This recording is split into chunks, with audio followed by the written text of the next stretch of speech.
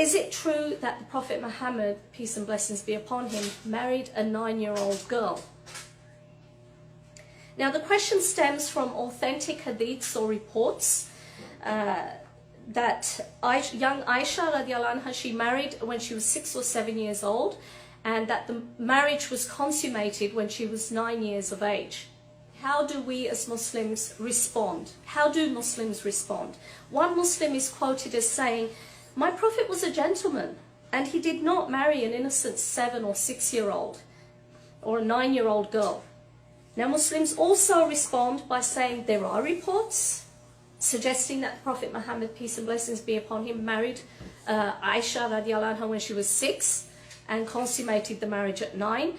However, there are other evidences to support the fact that she may have been older. Now, while for many Muslims this would have been once enough of a response, there's now an expectation or demand that you clarify which of the two positions you take. Do you believe that Ayesha, when she married the Prophet Muhammad, peace and blessings be upon him, was 9 years old or 6 years old, or was she older? Was she in her teens or her late teens, as some Muslims, suggest? Now, while evidence put forward to support the position that Ayesha may have been older when she married may deserve attention, there is no documented report stating that she was older.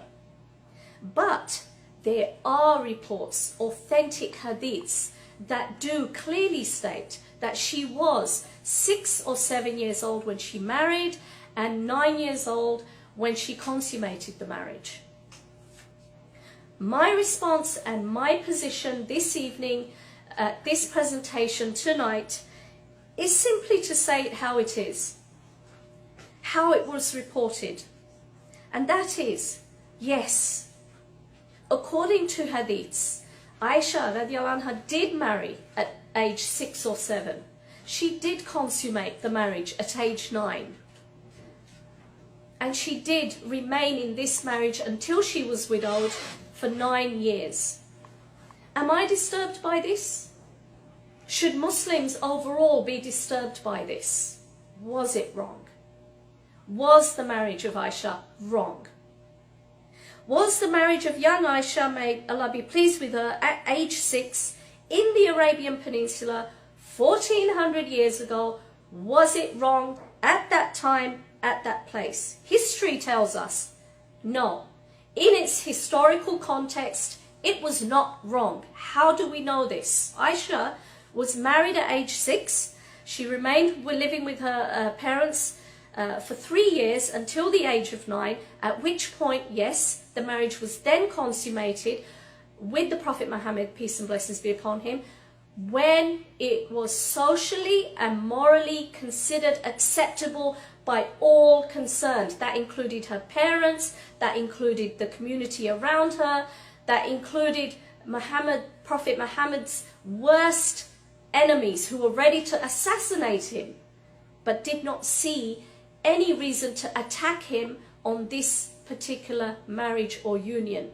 And there was every opportunity for young Ayesha to seek refuge with those enemies who would have given her immediate refuge against this marriage, but she didn't choose to do so, and it was never the case that she ever complained of it, even in her older widowed years.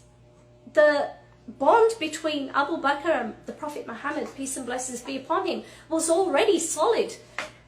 This is one of the reasons Abu Bakr, may Allah be pleased with him, he hesitated in accepting the marriage proposal via this woman, Khawla bint Hakim, with the Prophet Muhammad. He said, because we're brothers. But the Prophet Muhammad clarified. He said, no, we're not brothers in blood.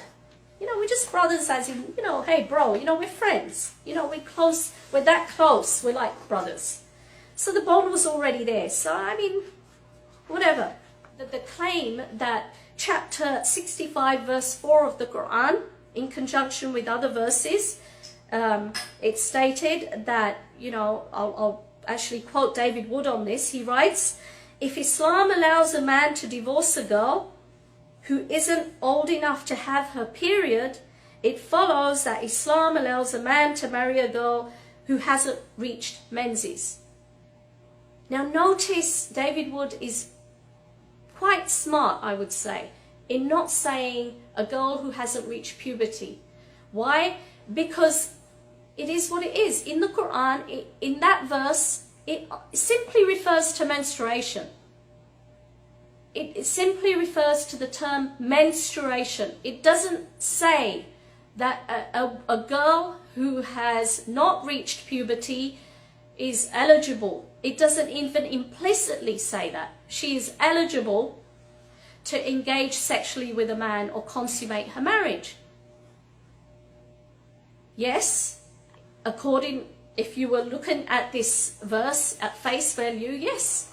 And according to the commentaries that go with this verse, a girl can marry, as did Ayesha at age 6, having not menstruated or having not gone through puberty. And she can sexually engage having not menstruated. But can she sexually engage having not completed puberty? No.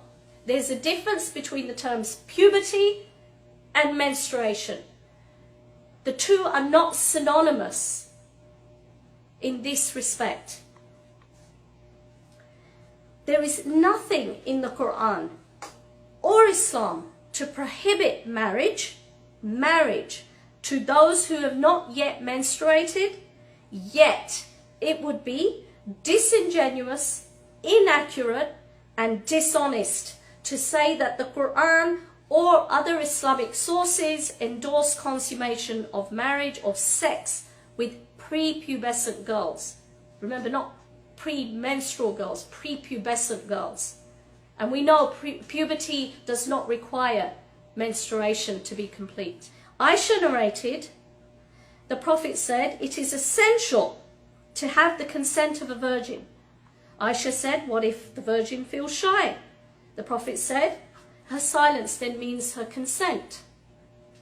Now, it's important to note that the Prophet Muhammad clearly states the importance of obtaining consent. A girl should make it known when consent is not being given. It doesn't mean that if she's silent, that's it, that's her consent. Yes, if she remains silent, that is her consent. But the emphasis is she should voice her opposition. She should, make it known. A woman's silence can be damaging. Even in a court of law today in the secular world, in cases of rape, that we always hear cases where they say, well, she didn't say anything. I went ahead. The man says she didn't say anything. She didn't object. So this is where it's being made clear. Silence is taken as consent. Make it clear, make it known. This is what Islam is saying. The fact that Ayesha is witnessing and narrating this hadith is also very important, because this confirms that Ayesha herself was made aware of her own right after her marriage, after the fact that she is now married with the Prophet Muhammad, peace and blessings be upon him, of her right to also annul her marriage, just like this girl. Some may argue, well, maybe she'd be too scared, too frightened to do so, or to challenge the authority of the Prophet Muhammad, peace and blessings be upon him.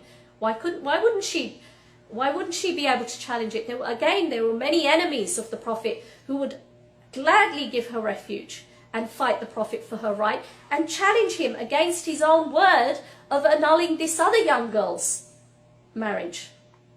So, it could be challenged. The Prophet's words could have been challenged, but she didn't. She lived a happy marriage. She never complained about her marriage. She was happy with the Prophet Muhammad. Peace and blessings be upon him.